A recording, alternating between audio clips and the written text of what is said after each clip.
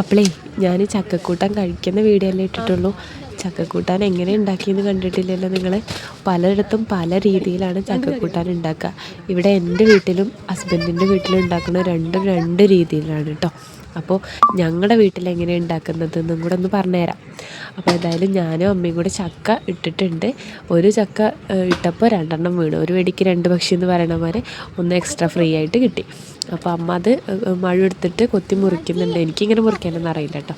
അമ്മ മുറിച്ചിട്ട് അതിൻ്റെ വളഞ്ഞൊക്കെ ചകിരിത്തുപ്പുകൊണ്ട് ഒപ്പിയെടുക്കുന്നുണ്ട്. കൂട്ടത്തിൽ ജിതു ഉണ്ട് ഓരോന്ന് പറഞ്ഞുകൊണ്ട്. അവൻ ചക്ക മുറിക്കണനും ചക്ക ആദ്യം തന്നെ ആദ്യത്തെ ചോള അവന് വേണമെന്നൊക്കെ പറഞ്ഞവൻ അവിടെ വഴക്ക് കൂടി നിൽക്കാൻ കേട്ടോ. ഇത് ഒത്തിയെടുക്കാൻ കുറച്ച് ബുദ്ധിമുട്ടാട്ടോ. നമ്മൾ ഈ ചക്ക മുറിച്ചെടുക്കണേനെ നമ്മുടെ മലപ്പുറത്ത് ഒത്തിയെടുക്കാന്നാണ് പറയുക. അപ്പോൾ ആദ്യത്തെ തന്നെ അവൻ കൈക്കലാക്കിയിട്ടുണ്ട്. അത് അവൻ്റെ അച്ഛന് കൊടുക്കാനാണെന്ന് പറഞ്ഞാൽ അടുക്കളയിൽ കൊണ്ടുപോയി എടുത്ത് ചെയ്യുന്നു കേട്ടോ. പിന്നെ ഞാനത് ഇങ്ങോട്ട് തന്നെ എടുത്ത് കൊണ്ടുവരികയാണ് ചെയ്തത്. അതിന് കുറേ കുറുമ്പൊക്കെ കാട്ടി അവൻ എന്ത് കിട്ടിയാലും ആദ്യം തന്നെ അവൻ്റെ അച്ഛന് കൊടുക്കാൻ വേണ്ടി എടുത്തേക്കും. അപ്പോൾ അമ്മ അതൊക്കെ മുറിച്ച് ചുള പറിച്ച് തരുന്നുണ്ട് കേട്ടോ. ചുള പറിച്ച് തന്നു കഴിഞ്ഞാൽ അത് ഞാൻ അരിഞ്ഞെടുക്കുകയാണ് ചെയ്യുന്നത്. ചുള ഇത് ഒത്തിയെടുക്കാൻ ഭയങ്കര ബുദ്ധിമുട്ടായതുകൊണ്ട് തന്നെ ആ പണിക്ക് ഞാൻ നിന്നില്ല. അമ്മ ഒത്തി തരുന്നത് ഞാൻ പെട്ടെന്ന് അരിഞ്ഞെടുത്തു. ഞങ്ങൾ ഓരോ നാട്ടിർത്താനോ കാര്യങ്ങളൊക്കെ പറഞ്ഞിട്ടാണ് വേഗം അരിഞ്ഞെടുക്കുന്നുണ്ട്. അമ്മയ്ക്ക് ഡ്യൂട്ടിക്കും പോകണം. അപ്പോൾ അതൊക്കെ പൊരിക്കാനുള്ളത് വേറെയും കൂട്ടാനുള്ളത് വേറെ ആയിട്ട് അരിഞ്ഞെടുത്തു. എന്നിട്ട് ഞാനത് കറി വയ്ക്കാൻ വേണ്ടിയിട്ട് ഞാനൊരു കുക്കറിലേക്കാണ് ഇടുന്നത്.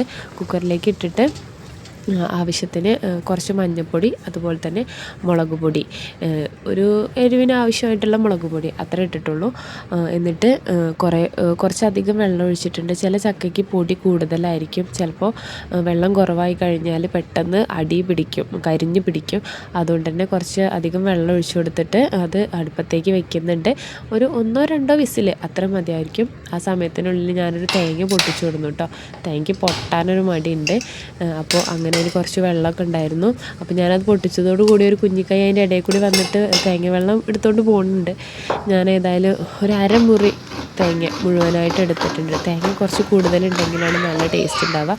അപ്പോൾ അരമുറി തേങ്ങ ചിരകിയെടുത്തു. അതിലേക്കൊരു 4-5 വെളുത്തുള്ളി, അതുപോലെ 3-4 ചെറിയുള്ളി, കുറച്ച് ജീരകം, അതുപോലെ കുരുമുളക്. നല്ല ഭംഗിയുള്ള കുരുമുളക് കണ്ടപ്പോൾ ഞാൻ പ്രത്യേകം സൂം ചെയ്തെടുത്തതാട്ടോ.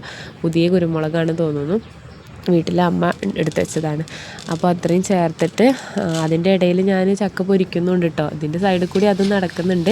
അപ്പോൾ അതിൻ്റെ ഇടയിലാണ് ഞാൻ ഇതൊക്കെ ചെയ്യുന്നത്. അപ്പോൾ ചക്കപ്പൊരി ഒരു സൈഡിലും ചക്ക കൂട്ടാനുള്ള പണി വേറെ സൈഡിലും നടക്കുന്നുണ്ട്. എന്നിട്ട് അതിലേക്കൊരു കറിവേപ്പിലയും കൂടെ വെച്ചു.